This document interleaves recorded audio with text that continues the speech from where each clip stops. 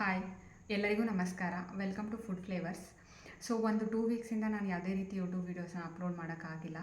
So ನಂದು right ಲೆಗ್ಗಲ್ಲಿ ಸ್ವಲ್ಪ fingers fracture ಆಗಿತ್ತು, ಅದರಿಂದ ಯಾವುದೇ ವೀಡಿಯೋಸ್ ಅಪ್ಲೋಡ್ ಮಾಡಿಲ್ಲ. ಇವತ್ತಿನ ವೀಡಿಯೋದಲ್ಲಿ ನಾನು ಬೆಂಡೆಕಾಯಿ ಬಜ್ಜಿನ ಯಾವ ರೀತಿ ಮಾಡೋದು ಅಂತ ಹೇಳ್ತಾ ಇದ್ದೀನಿ. ಸೊ ವೀಡಿಯೋನ ಕೊನೆ ತನಕ ನೋಡಿ, ಆದಷ್ಟು ಸ್ಕಿಪ್ ಮಾಡಿದೆ. ಬೆಂಡೆಕಾಯಿ ಬಜ್ಜಿ ಮಾಡಲಿಕ್ಕೆ ನಾನು ಬೆಂಡೆಕಾಯಿನ ಇಲ್ಲಿ ಚಿಕ್ಕ ಚಿಕ್ಕದಾಗಿ ಕಟ್ ಮಾಡ್ಕೊತಿದ್ದೀನಿ. ಈ ಕಟ್ ಮಾಡಿರುವಂತಹ ಬೆಂಡೆಕಾಯಿನ ಒಂದು ಬಾಣಲಿಗೆ ಸ್ವಲ್ಪ ಎಣ್ಣೆ ಹಾಕ್ಕೊಂಡು ಚೆನ್ನಾಗಿ ಹುರ್ಕೋಬೇಕು. ಬೆಂಡೆಕಾಯಿನ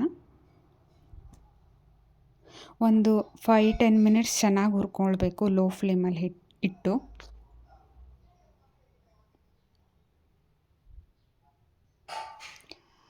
ನೋಡಿ, ಈಗ ಬೆಂಡೆಕಾಯಿ ಚೆನ್ನಾಗಿ ಹುರಿದಿದೆ. ಅದಾದಮೇಲೆ ನಾನು ಒಂದು ಟೊಮೊಟೊನ ಗ್ಯಾಸ್ ಮೇಲೆ ಸುಡ್ತಾ ಇದ್ದೀನಿ, ಯಾಕಂದರೆ ಒಂದೇ ಒಂದು ಅದರಿಂದ. ನೀವು ಬೇಕಂದರೆ ಬಾಣಲಿಯಲ್ಲಿ ಹಾಕ್ಕೊಂಡು ಕೂಡ ಹುರ್ಕೊಳ್ಬೋದು. ಮತ್ತು ಬಜ್ಜಿ ಮಾಡಲಿಕ್ಕೆ ನಾನಿಲ್ಲಿ ಒಂದು 5 ಒಣಗಿರುವಂತಹ ಮೆಣಸಿನ್ಕಾಯಿನ ಹುರಿದಿದ್ದೀನಿ, ಅದು ಕೂಡ ತೊಗೊಂಡಿದ್ದೆ. ಸ್ವಲ್ಪ ಉಪ್ಪು ಮತ್ತು ಜಜ್ಜಿರುವಂತಹ ಬೆಳ್ಳುಳ್ಳಿ, ಸ್ವಲ್ಪ ಕೊತ್ತಂಬರಿ ಸೊಪ್ಪು, ಜೊತೆಗೆ ಈರುಳ್ಳಿನೂ ಕೂಡ ತೊಗೊಂಡಿದ್ದೀನಿ. ಎಲ್ಲನೂ ಸೇರಿಸ್ಕೊಂಡು ನಾನು ಚೆನ್ನಾಗಿ ಕಲಿಸ್ಕೊಳ್ತಾ ಇದ್ದೀನಿ. ಸೊ ಇದಕ್ಕೆ ಬೇಕಂದರೆ ಕಾಯಿ ತುರಿ ಕೂಡ ಹಾಕ್ಕೊಬೋದು, ಅದು ಆಪ್ಷನಲ್ಲು.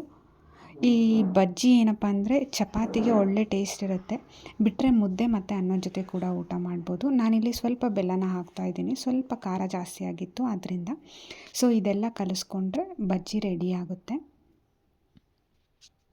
ಖಂಡಿತ ಈ ವಿಡಿಯೋ ನಿಮಗೆ ಇಷ್ಟ ಆಗಿರುತ್ತೆ. ನೀವು ಈ ರೆಸಿಪಿನ ಮನೆಯಲ್ಲಿ ಮಾಡಿ, ಬೇಗ ಆಗುವಂತಹ ರೆಸಿಪಿ. ಮತ್ತು ನಿಮ್ಮ ಅನಿಸಿಕೆಗಳೇನಾದರೂ ಇದ್ದರೆ ಕಮೆಂಟ್ಸಲ್ಲಿ ತಿಳಿಸಿ. ಲೈಕ್, ಶೇರ್, ಸಬ್ಸ್ಕ್ರೈಬ್ ಮಾಡೋದನ್ನು ಮರಿಬೇಡಿ. ಆಹಾರ ಸೇವನೆ ಯಾವಾಗಲೂ ನಿಧಾನವಾಗಿ ಮಿತಿಯಾಗಿ ಇರಲಿ.